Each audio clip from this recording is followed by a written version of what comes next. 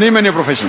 Yeah, good evening, Mr. Zakir Naik. My name is Karan, and I am a chartered accountant by profession. Actually, a few days back, I started viewing your lectures on YouTube.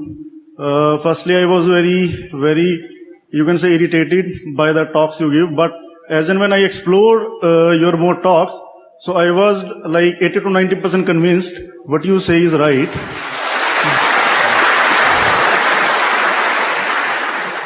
And now I have a specific question on where Islam allows more than one marriage for a male. The reason which I found given by you is the number of females in the world is more than the males. So this is one of the reasons you gave. And I don't know whether it comes out of your logic or the logic of some other scholars or the logic given by the Quran. So I just want to clarify from where this logic has come. Brother, mashallah, he has been seeing my lectures since a few months. Initially was irritated, then he realized that 80-90% is right. I'm here to convince the balance 10-20%, inshallah, brother. Thanks a lot. He asked the question that when I said in my answer that why does Islam allow a man to have more than one wife, one of the reasons, as I rightly said, is that the female population is more than the male population. He's asking me, is it my logic or is it the logic of the Quran? The Quran doesn't mention the reason. The Quran is a telegraphic message. Sometimes it mentions the reason, sometimes it doesn't mention. For example, alcohol, it says, in it is more loss, less profit. The details are not given. In the Quran about marrying more than one wife, it's not mentioned because the female population more. It is my research, and from my research, I have analyzed that. But when you go on the net today, what you get the statistics today is not correct. For example, many statistics that you get in these ratio on the net is not correct. For example, it says that the population of Qatar, the men are 3 times more than female. I was shocked. How is it possible? Then I came to know it is not the Qatari. Many people, because the Qataris are so less, hardly about 150,000. There are many people from outside coming to work. And when most of the workers are male, so it is not the Qatar population, it is the Qatar mixed with expatriates. So everything what you find in the net may sometimes shock you, it is not correct. So when you do better research, you come to know. So as far as today's thing is concerned, there are more females in the world than the male. That's the reason, one of the reasons why polygamy is allowed, and there are other reasons given in my answer. Is there any question on that? No, thanks, not on that. So you only want to know, is it my reasoning or is it the Quran's reasoning? Yeah, just that. No, Quran says that, as you heard my talk, that one of the reasons is because the population of the female is more, Right. and the male population is less. You're right. And if every man marries one woman, then there will be many women who will not get husbands. Right. So the only option for them is either they marry a man who already has a wife or become public property. Right. Now you may say public property, it is a very harsh verse. It is the best verse I can think of. Like in USA alone, there are more than 4 million females more than male. In Russia alone, there are 10.3 million females more than male. If every man in Russia or in America marries a woman, yet there will be 10.3 million in Russia and more than 4 million in USA who won't find husbands.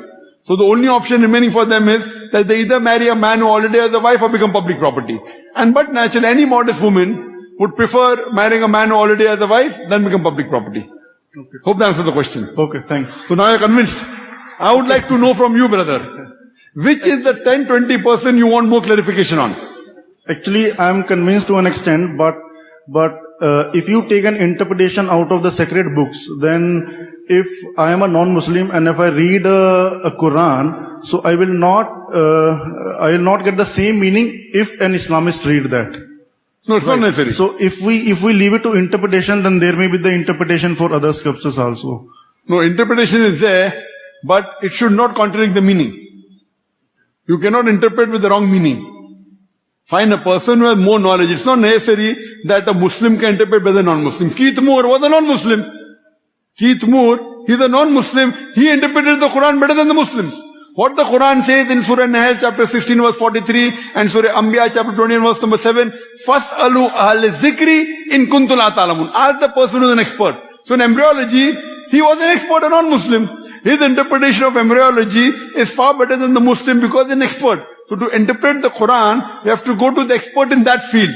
If the Quran speaks about fiqh, about lugha, then go to an Arabic expert. If the Quran speaks about science, go to a scientist. So in this example I gave in my talk, the non-Muslim scientists, they interpreted the Quran better. The same way if you read the Quran, it's not necessary you don't understand. You may understand better than a Muslim.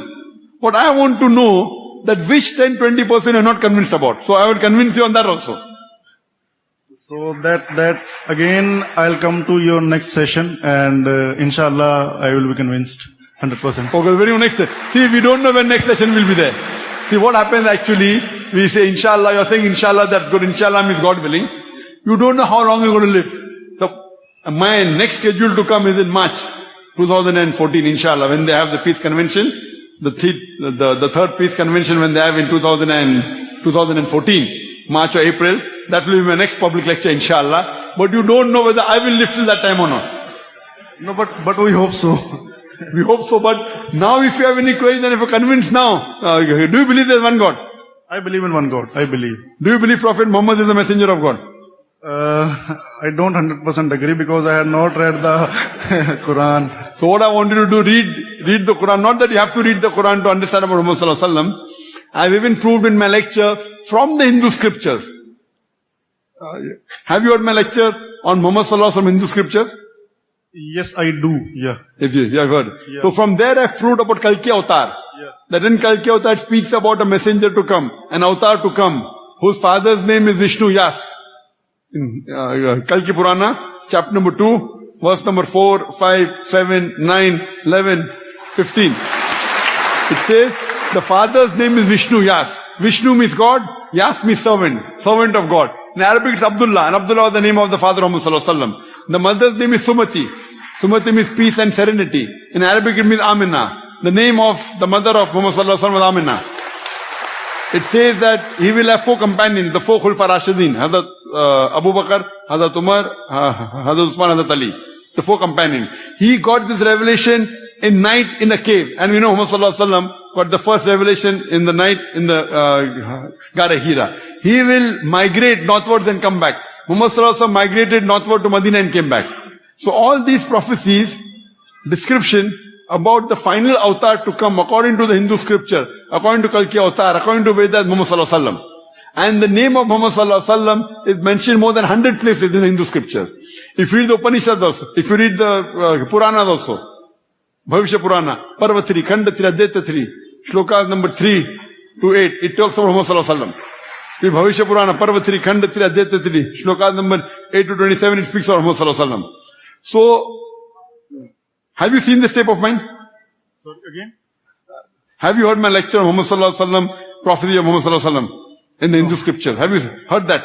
I have heard that. I have So do you have any objection in that?